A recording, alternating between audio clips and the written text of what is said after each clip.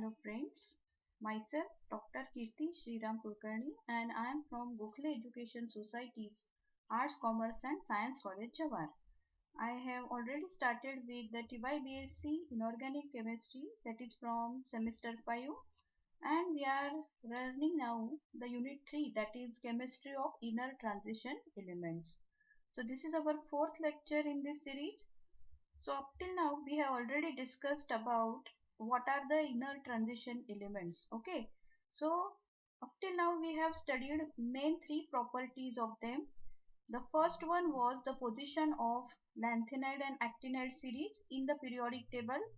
So we all know that they are situated at the bottom of periodic table and they are given special position over there because it is not possible to fit them in the original or the first periodic table, so it is better to give them a special place and therefore they are situated at the bottom of periodic table.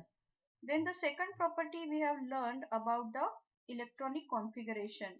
So we know how they are given, what is their position and where they are placed.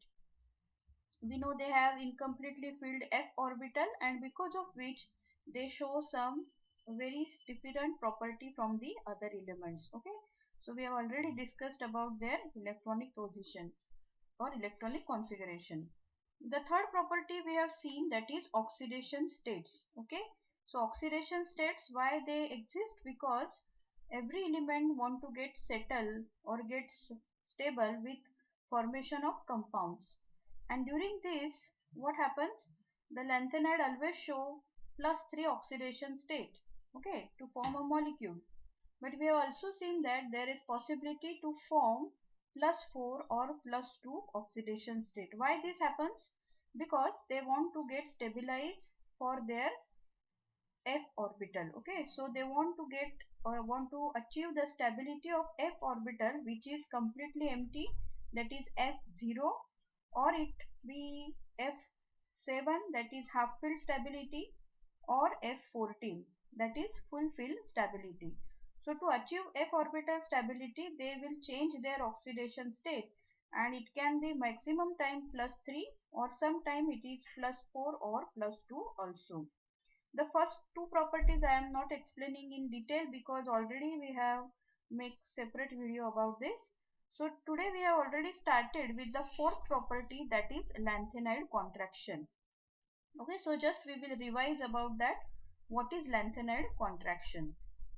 So this is also already we have done. If you remember that video, I will go fast little bit. What happens actually in our periodic table, that the atomic or ionic radii increases in a group as the atomic number of element increases. I have already explained you about this, that you just visualize our periodic table and then you visualize a particular group. कुठलाही group तुम्ही डोळ्यासमोर आणा. Group म्हणजे काय? You have to go from top to bottom. Okay, you have to go from top to bottom. वरून खाली जे element जातात त्यांना आपण म्हणतो ग्रुप. तसं प्रत्येक ग्रुपमध्ये काय होत असतं, तर तुमची ॲटॉमिक किंवा आयोनिक रेडियाई ही इन्क्रीज होत असते जसं तुम्ही टॉप कडून बॉटम कडे जातात. Okay, so what happens in periodic table, the atomic or ionic radii increases when you go from top to bottom. Okay, similarly in a period म्हणजे काय आता, from left to right. Okay, left to right म्हणजे काय, periodic table तुम्ही visualise केलाय त्याच्या left side पासून right side कडे जायचं. Okay, so that each row is called as period. Okay, each row is called as period, and in that period what is the property, that the atomic or ionic radii decreases at the atomic number increases. म्हणजे काय होतंय, left कडून right कडे जाताना तुमची atomic size decrease होत जाते, बरोबर, आणि वरून खाली येताना ॲटॉमिक साईज वाढत जाते. आणि ही प्रॉपर्टी कशामुळे दिसून येते, तर it is because of property of s p d and f orbitals. Okay, पण त्यांची कॅरेक्टरिस्टिक काय आहे, what is their speciality, this characteristic decreases in size due to shielding ability of inner electrons, decrease in order of spdf. म्हणजे काय होतं की बाहेरची जी orbital आहे ती आपल्या इलेक्ट्रॉनला न्यूक्लियस कडे खेचू देत नाही. This is well explain in our last video. So what is the meaning of this particular sentence? Why there is decrease in size you observe? की प्रत्येक वेळी काय होतंय, न्यूक्लियर चार्ज वाढतो. म्हणजे काय, there is addition of proton in the nucleus and similarly there is increase in electron in outermost orbital. So there is always force of attraction between nucleus and outermost electrons. So ज्या outermost orbitals आहेत, s orbital, p orbital, त्यांची एक capacity असते, बरोबर.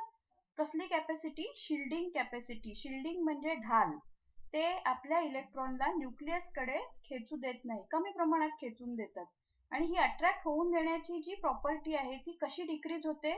S ऑर्बिटलची सगळ्यात जास्त आहे. म्हणजे एस ऑर्बिटल आपल्या इलेक्ट्रॉनला लवकर सोडत नाही. कोणाकडे? न्यूक्लियस कडे.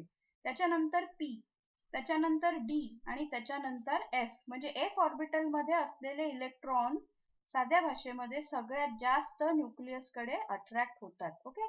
So this decreasing order will explain you about this, that the f orbital will shield maximum electron and f orbital will shield it the least. म्हणजे f orbital मध्ये इलेक्ट्रॉन जास्तीत जास्त कोणाकडे जाणार आहेत? न्यूक्लियस कडे अट्रॅक्ट होणार आहेत. म्हणजेच काय आहे आता, की याच्यामुळे नवीन प्रॉपर्टी मिळते. ती म्हणजे काय? The shape of 4f orbital is such that they do not shield the 4f electron properly from the nuclear charge. हेच मी आता सांगितलं की ते आपल्या इलेक्ट्रॉनला प्रोटेक्ट करू शकत नाही. कोण? f orbital. आणि त्याच्यामुळे ते इलेक्ट्रॉन न्यूक्लियस कडे म्हणजे सेंट्रल ठिकाणी जास्त अट्रॅक्ट होतात. मग आता तुम्ही बघा, जर बाहेरून इलेक्ट्रॉन ॲटम आहे, बरोबर, तुम्ही असं कन्सिडर करा की it is round in shape. Okay. एका बॉल सारखा आहे. कोण? ॲटम. आणि या ॲटम या बॉलच्या सरफेसवर काय आहेत? इलेक्ट्रॉन. आणि हे इलेक्ट्रॉन न्यूक्लियस कडे काय येत आहेत? अट्रॅक्ट होत आहेत. सो जेवढं अट्रॅक्शन जास्त तेवढं साईज काय होणार? कमी होणार, बरोबर. सो एफ ऑर्बिटलची कॅपॅसिटी कमी असल्यामुळे काय होतो? इफेक्टिव्ह न्यूक्लियर चार्ज, जो आतमध्ये चार्ज आहे पॉझिटिव्ह चार्ज, तो वाढतो. मात्र बाहेरच्या आउटरमोस्ट एफ ऑर्बिटल त्याला शिल्ड करू शकत नाही आणि त्याच्यामुळे बॉलची साईज काय होणार आहे? कमी होणार आहे. कोणापासून कोणाकडे? बघा. Therefore the size of lanthanum to lutetium decreases. आपण नेक्स्ट स्लाइड मध्ये बघूया. See here, from this particular diagram you will come to know that lanthanum मध्ये सगळ्यात जास्त तुम्हाला साईज दिसून येईल, because the nuclear charge is increased and the electron is in outermost shell, that is only one. मग त्याच्यानंतर हळूहळू काय होणार आहे? एफ ऑर्बिटल मध्ये तुमचे इलेक्ट्रॉन वाढत जाणार आहेत आणि जसजसे इलेक्ट्रॉन वाढत जाणार तशी त्याची साईज काय होणार? कमी कमी होणार. Okay. So due to this the effective nuclear charge on outermost electron increases with the increase in atomic number, resulting in contraction of size of lanthanons, and this phenomenon is called as lanthanide contraction. म्हणजे काय? एकदम simple भाषेमध्ये आपल्याला आठवत असेल सर्वांना, there are 14 elements in lanthanide series and in this series as the atomic number increases the size go on decreases. Okay. त्याच्यामुळे सगळ्यात पहिला कोण आहे? लॅन्थेनम. त्याची साईज सगळ्यात मोठी आहे. त्याच्यानंतर सीरियम, प्रेसोडायनियम, निओडायनियम, अशा रीतीने साईज हळूहळू कमी होत जाते आणि सगळ्यात शेवटी ल्युटेशियम मध्ये ती साईज सगळ्यात कमी आपल्याला दिसते. सगळ्यात कमी म्हणजे काय? खूप मोठा फरक आहे असं नाही. It is very minute, but the size from lanthanum to lutetium decreases, and see there in the slide, the decrease in atomic and ionic radii in lanthanide series from lanthanum to lutetium with increase in atomic number is known as lanthanide contraction. आणि हे कोणाकोणाच्या बाबतीत आपल्याला दिसतं? जरी त्या ॲटमने ion form केलेला असेल, diatomic, tri and tetra, okay, तरी सुद्धा ते सेम तुम्हाला कॅरेक्टरिस्टिक आढळून येईल. There is always lanthanide contraction from lanthanum to lutetium. Okay. So आता ही जी प्रॉपर्टी आहे, this property is called as lanthanide contraction, and this will give rise again some different properties. हे जे लॅन्थेनाइड कॉन्ट्रॅक्शन आहे याच्यामुळे काही नवीन प्रॉपर्टी निघालेल्या आहेत. कुठल्या प्रॉपर्टी आहेत ते आपण बघूया आता. सगळ्यात पहिला इफेक्ट आहे कसला लॅन्थेनाइड कॉन्ट्रॅक्शनचा, तो म्हणजे डिक्रीजिंग बेसिसिटी. ओके, आता आपण काय बघतोय, आपण लॅन्थेनाइड सिरीज बघतो. लॅन्थेनाइड सिरीज मधली एक प्रॉपर्टी आपण बघितली, that is what, the lanthanide contraction. Lanthanide contraction म्हणजे एकदम सिंपल आहे, decrease in size from lanthanum to lutetium. ही का झाली, because of f orbital. Okay, आणि याच्यामुळे फर्स्ट प्रॉपर्टी निर्माण झाली ती म्हणजे डिक्रीजिंग बेसिसिटी. ओके, तर आता आपण बघूया की बेसिसिटी म्हणजे काय. What is basicity?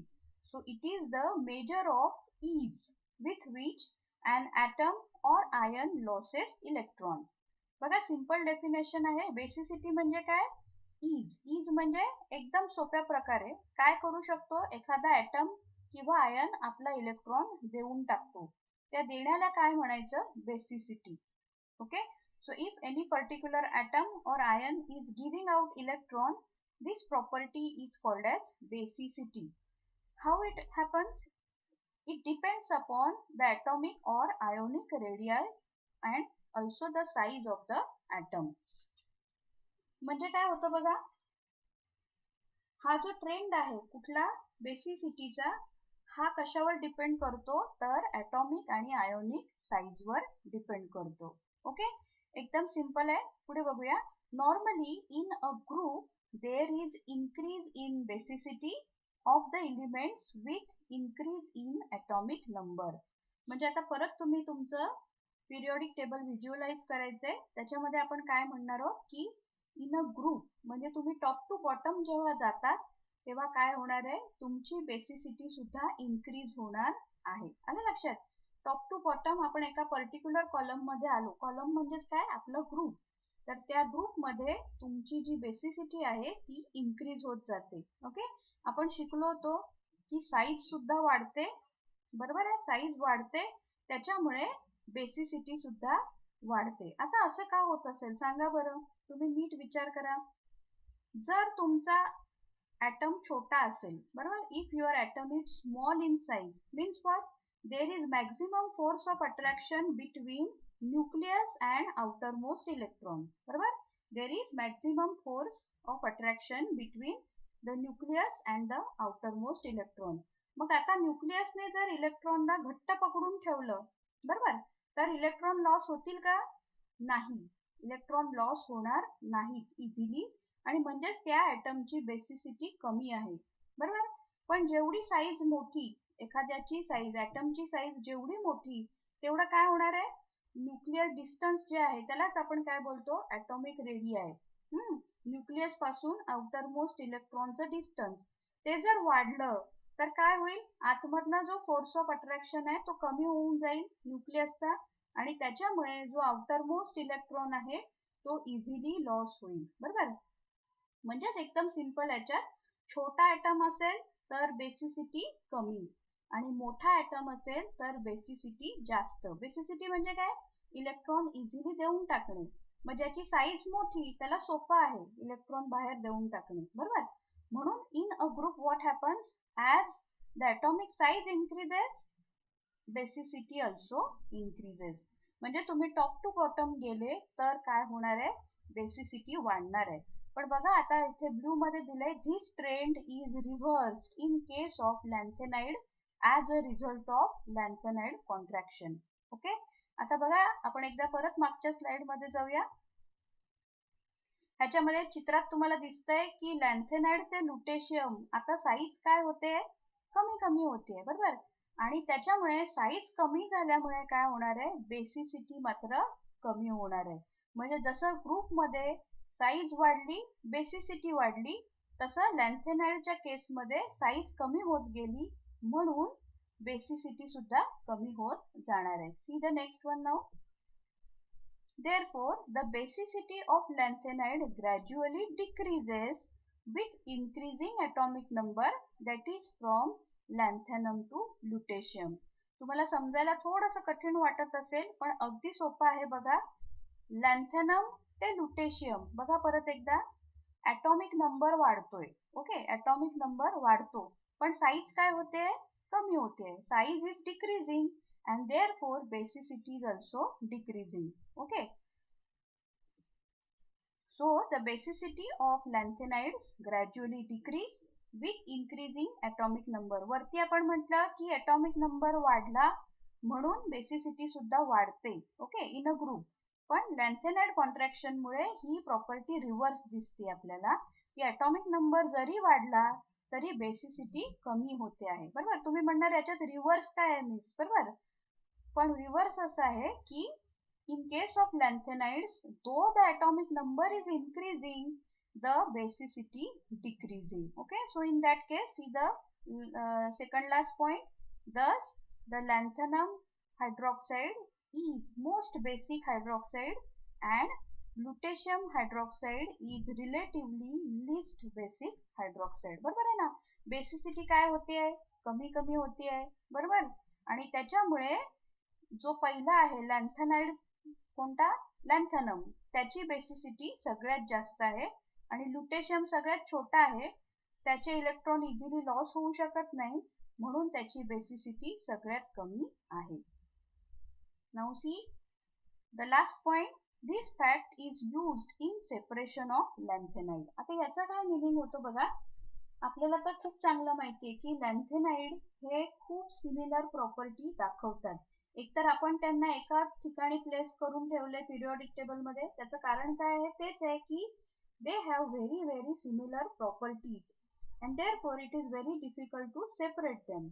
ओके, पण आता बघा इथे आपण बघितलंय की लॅन्थेनाइड कॉन्ट्रॅक्शन मुळे फर्स्ट आणि लास्ट यांच्या साईज मध्ये लॅन्थेनम टू लुटेशियम साईज हळूहळू कमी होत जाते आणि ही साईज बदलल्यामुळे काय होतं, थोड्या थोड्या प्रॉपर्टी मध्ये सुद्धा डिफरन्स येतो and therefore it is easy to separate them using this property. So what happens? There is different in solubility of their salt in aqueous or non-aqueous solution. म्हणजे या लॅन्थेनाइड कॉन्ट्रॅक्शनचा उपयोग काय होतो, आपण जर लॅन्थेनाइडचे सॉल्ट घेतले, ओके, लाईक दिस hydroxide, तर त्यांची सॉल्युबिलिटी ही वेगवेगळी आहे थोड्याफार प्रमाणामध्ये आणि ती सॉल्युबिलिटी वेगवेगळी असल्यामुळे आपण त्याचा उपयोग त्यांचं सेपरेशन करण्यासाठी करू शकतो. So when you carry out the fractional crystallisation you can easily separate them. Okay, because their thermal stability is also different. आलं लक्षात. सो त्याच्यामुळे using this property you can separate the lanthanide very easily. Because of lanthanide contraction the basicity is different from lanthanum to lutetium and this property is useful to separate them. आलं लक्षात. मला वाटतं तुम्हाला कळलं असेल. एकदा बघून घ्या. लॅन्थेनम टू लुटेशियम साईज डिक्रीज होते, त्याच्यामुळे बेसिसिटी पण डिक्रीज होते. लॅन्थेनम हायड्रॉक्साइडची बेसिसिटी सगळ्यात जास्त आहे आणि लुटेशियम हायड्रॉक्साइडची बेसिसिटी सगळ्यात कमी आहे आणि त्याच्यामुळे त्यांच्या प्रॉपर्टीत थोडा फरक आला. बरोबर, एकाची सगळ्यात जास्त मग हळूहळू कमी होते आणि लुटेशियमची सगळ्यात कमी. सो या प्रॉपर्टी वापरून आपण त्यांचं सेपरेशन करू शकतो. Okay, now we will see the second property. Lanthanide contraction मुळे आलेली second property, that is variation in properties of lanthanide. Variation in properties of lanthanide. एकदा आपण पहिल्यांदा काय म्हटलं की लॅन्थेनाइड हे एकाच ग्रुपमध्ये आहेत. ओके, तुम्हाला आठवत असेल कुठल्या ग्रुपमध्ये आहेत बरं लॅन्थेनाइड, आठवा बरं. They are were after they have situated in the 6th group. Okay, कोणानंतर आहेत ते, बेरियम नंतर आहे. ओके, लॅन्थेनम, आणि कोणाच्या अगोदर ते संपतात, हॉफनियम. मध्ये जो ग्रुप आहे थर्ड ग्रुप आणि 6th पिरियड यांच्यामध्ये एकाच कॉलम मध्ये ते सगळे यायला पाहिजे होते. बरोबर, लॅन्थेनम टू लुटेशियम, पण ते 14 असल्यामुळे आपण त्यांना वेगळी जागा दिलेली आहे आणि it is very difficult to separate them. पण आता नंतर आपल्याला काय शोध लागला, आपल्याला म्हणजे सायंटिस्टला, की they show lanthanide contraction. Okay, आणि याची उपयोग कशामध्ये होते, so variation in properties of lanthanide. What is that, बघा. The properties of ion depends upon its size, charge and magnitude of charge. म्हणजे कुठल्या पण इलिमेंटची म्हणजेच ॲटम किंवा आयनची प्रॉपर्टी कशावर डिपेंड करते, तर त्याच्या साईजवर, चार्जवर आणि त्या मॅग्निट्यूडवर. चार्जच्या मॅग्निट्यूडवर. तर आता ज्यांचा साईज, चार्ज आणि मॅग्निट्यूड सेम असणार त्यांना सेपरेट करणं काय आहे, कठीण आहे. But in case of lanthanide, see the second point, they all are tri-positive and therefore their chemical properties are also very similar and it is very difficult to separate them. बरोबर, त्यांची property सारखी आहे कारण त्यांची size आणि charge सारखाच आहे. Charge तरी सारखा आहे because they all show mostly try-positive oxidation state. Okay, म्हणजे मग त्यांचं चार्ज तर सेम आहे. पण आता थर्ड पॉइंट बघा. But because of lanthanide contraction, there is marginal variation in their size which causes minor changes in their property. म्हणजे काय, परत एकदा पहिला पॉइंट बघा. प्रॉपर्टी कशावर डिपेंड करतात, साईज, चार्ज आणि चार्जचा मॅग्निट्यूड. सेकंड पॉइंट मध्ये आपण म्हटलं की ते सगळे कसे आहेत, ट्राय पॉझिटिव्ह आहेत. म्हणजे आता चार्जचा विषय तर संपला, दे हॅव सेम चार्ज. ओके, सगळेच म्हणतात की मी ट्राय पॉझिटिव्ह चार्ज दाखवणार +3 ऑक्सिडेशन स्टेट, म्हणून मग आता चार्जचा विषय तर संपला. मग आता त्यांना सेपरेट कसं करायचं, तर now there is third property, third point, that they show lanthanide contraction. Because of lanthanide contraction there is decrease in size. Okay, and therefore now they can show different properties. म्हणजे काय, charge असू दे same पण different काय आहे, त्यांची size थोडी थोडी थोडी डिफरंट आहे. फ्रॉम लॅन्थेनम, सिरियम ते खालती ल्युटेशियम. म्हणून मग though they have same charge but they have little bit variation in their size and therefore they show minute changes in their properties. बघा, केमिकल प्रॉपर्टीज ह्या थोड्या थोड्या बदलामुळे बदलत जातात. तर साईज थोडी थोडी बदलते, थोडी थोडी कमी होते, त्याच्यामुळे केमिकल प्रॉपर्टी बदलतात लॅन्थेनाइड्सच्या. आणि त्याच्यामुळे see the last point, this fact is also useful to separate the lanthanides from each other. Okay, आपल्याला हे सगळं कशाला शिकायचं आहे, आपला मेन पर्पज काय आहे, तर आपल्याला हे लॅन्थेनाइड सगळे एकमेकांपासून सेपरेट करायचे आहेत. ओके, का बरं, कारण प्रत्येकाचा यूज वेगळा आहे की नाही. So to separate them it is very necessary to study their properties.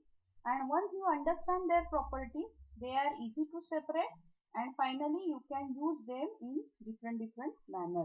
Okay, so the chemical properties of these elements are similar but because of lanthanide contraction size कमी झाली आणि त्याच्यामुळे आपण त्यांना easily separate करू शकलो.